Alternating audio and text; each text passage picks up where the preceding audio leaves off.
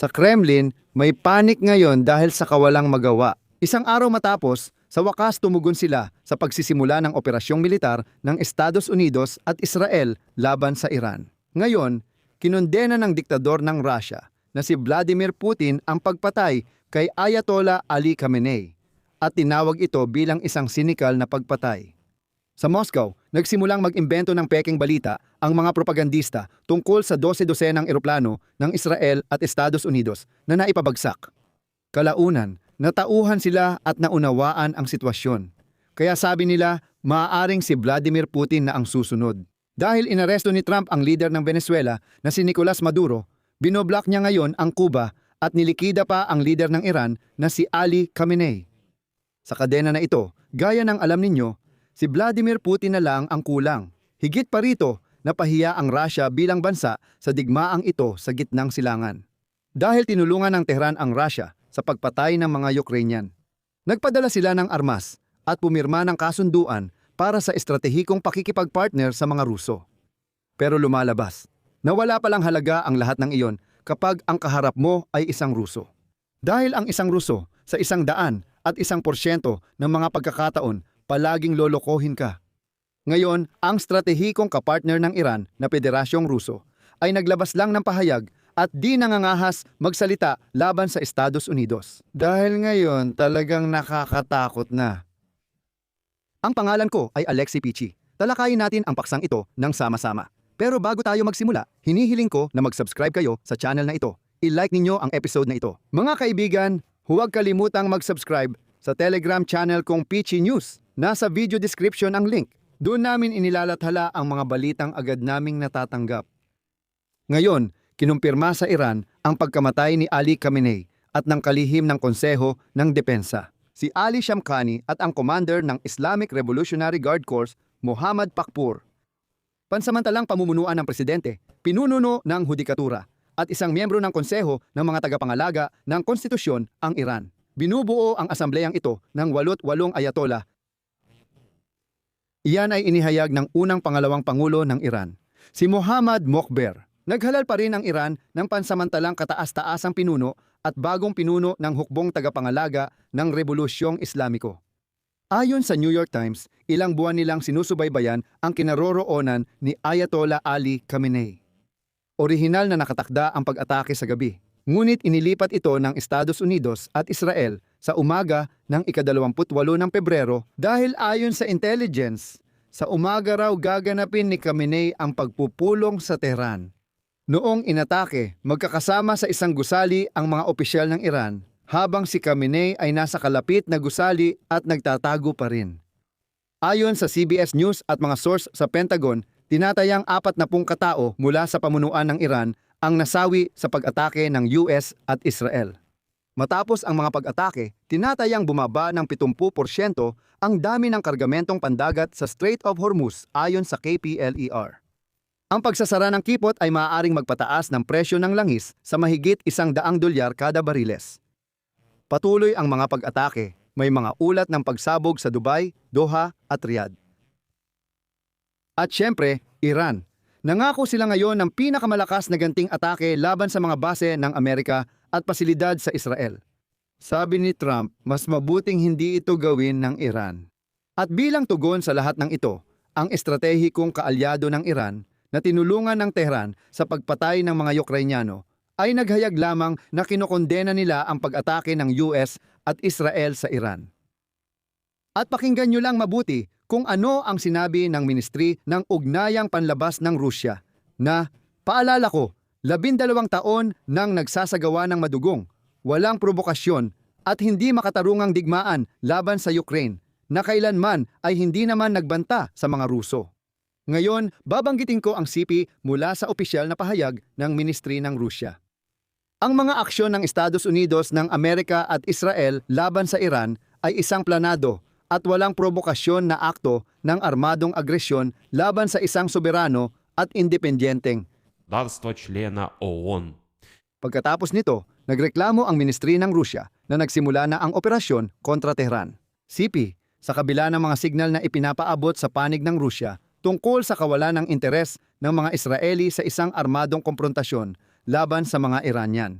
Sa madaling salita, sinabi ng kampo ni Putin na niloko, dinaya at iniwan sila, lahat mula sa bokabularyo ni Vladimir Putin. Gaya ng binigyang diin ng kagawaran ng ugnayang panlabas ng Federasyon ng Rusya na noong Enero 2025 ay nagkasundo sa Tehran sa isang komprehensibong estratehikong pakikipagpartner. Ang mga ganitong pag-atake ng Estados Unidos at Israel ay paglabag sa mga pangunahing prinsipyo at alituntunin ng pandaigdigang batas. Ang mga aksyon laban sa Iran ay iresponsable at magdudulot ng pagkasira ng kapayapaan, katatagan at seguridad sa gitnang silangan. Muling gumawa ng mapanganib na hakbang ang Washington at Tel Aviv, isang pakikipagsapalaran na mabilis na naglalapit sa rehiyon sa isang humanitarian, pang-ekonomiya at hindi malayong maging radyolohikal na sakuna. Sipi ito mula sa kagawaran ng ugnayang panlabas ng Rusya. At ayon sa pananaw ng ahensya ng Rusya, ang mga agresor gaya ng kanilang sinabi, ibig sabihin, ang Estados Unidos ng Amerika at Israel ay naglalayong, sipi, sirain ang konstitusyonal na kaayusan ng Iran at alisin ang pamunuan ng estadong hindi nila gusto, na tumangging sumunod sa diktat ng lakas at hegemonya. Ayon sa Ministry ng Ugnayang Panlabas ng Rusya, paulit-ulit gumagawa ng hakbang ang administrasyon ni Pangulong Donald Trump ng Estados Unidos na nagpapagulo sa pandaigdigang kaayusan nitong mga nakaraang buwan. Kasama na rito ang panghihimasok sa mga panloob na usapin ng ibang mga bansa, pagbabanta ng dahas at paggamit ng lakas sa halip na mapayapang lutasin ang mga internasyonal na alitan. Naku, mga salo talaga ang mga Ruso. Ibig sabihin, ang mga walang hiyang itong mga mababangis na Ruso, ang nagsimula ng pinakamadugong digmaan laban sa Ukraine. Pumapatay sila ng mga tao, nagbabanta ng dahas at gumagamit ng lakas. At ginagamit nila ang lakas na ito para sirain ang konstitusyonal na kaayusan ng bansa, alisin ang pamunuan, sakupin ang mga teritoryo, at ganap na baguhin ang Ukraine ayon sa gusto nila. At ang mga Ruso ring ito ay binubuksan ang kanilang bulok na bibig at nagkokomento tungkol sa sitwasyon. Magbibigay ako ng isa pang sipi mula sa Ministry ng Ugnayang Panlabas ng Federasyong Ruso. Iginigiit namin na agad ibalik sa landas ng pampulitika at diplomatikong pag-aayos. Handa pa rin ang Rusya tumulong sa mapayapang solusyon ayon sa internasyonal na batas, paggalang sa isa't isa at balanse ng interes. Uy, mga Ruso, kayo ba'y nagdedemanda talaga? Respeto ba talaga ang usapan? Sino ba ang nakikinig sa mga kahilingan nyo?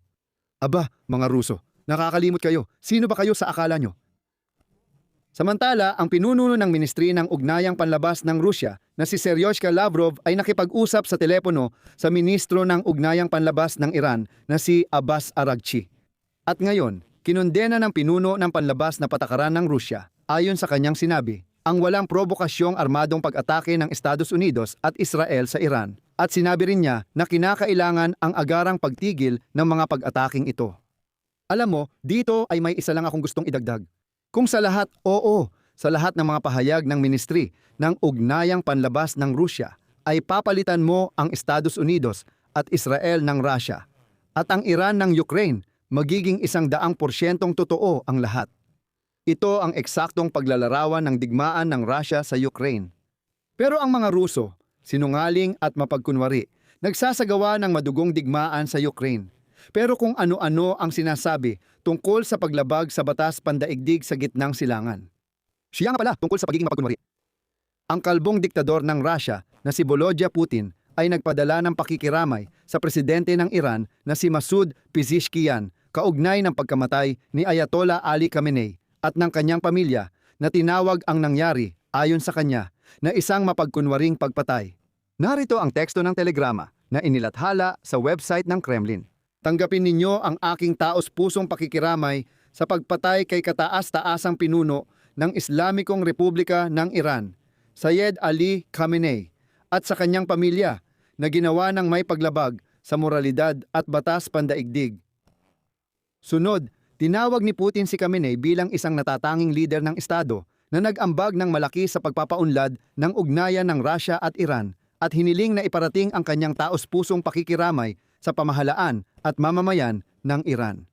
Noong Hunyo 2025, sa 12 araw na digmaan, sinuportahan ng Estados Unidos ang laban sa Iran.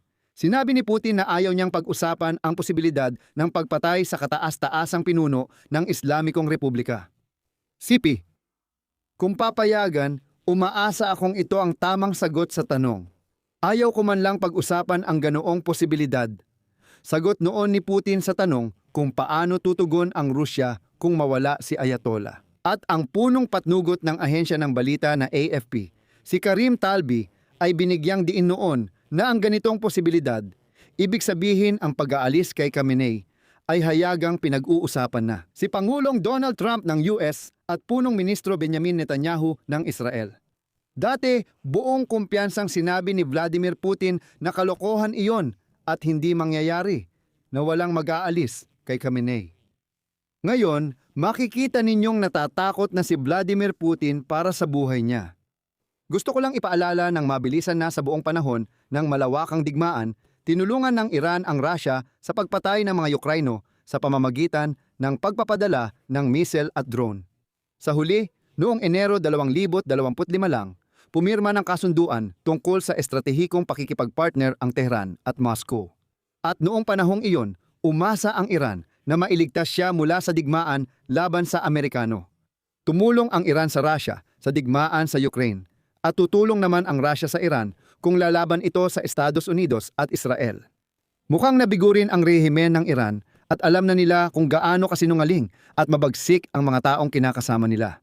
Noong Abril ng parehong taon, lumabas si Andrei Rudenko, pangalawang ministro ng ugnayang panlabas ng Russia, sa State Duma ng Russian Federation at ipinaliwanag ang kasunduan sa Iran at sinabing walang utang ang mga Ruso sa mga Iranian.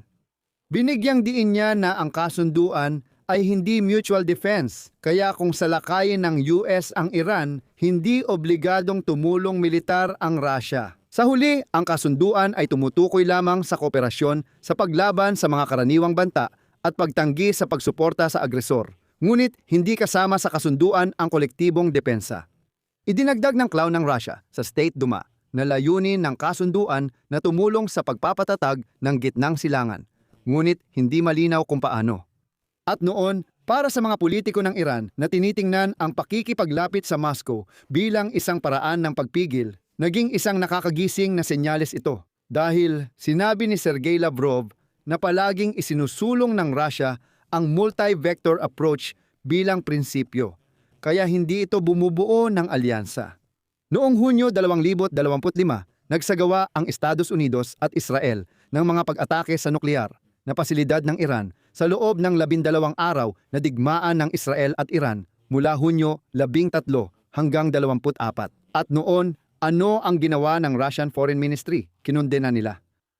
Maring kinondena ang operasyon, pero hindi naman natulungan ang Iran.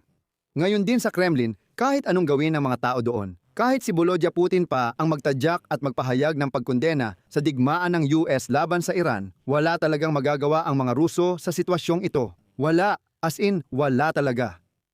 Kaya dito ko natatapusin. Isulat ninyo ang inyong opinyon at mga konklusyon sa mga komento sa ilalim ng episode na ito. Mag-subscribe kayo sa channel, pindutin ang notification bell at huwag kalimutang mag-like.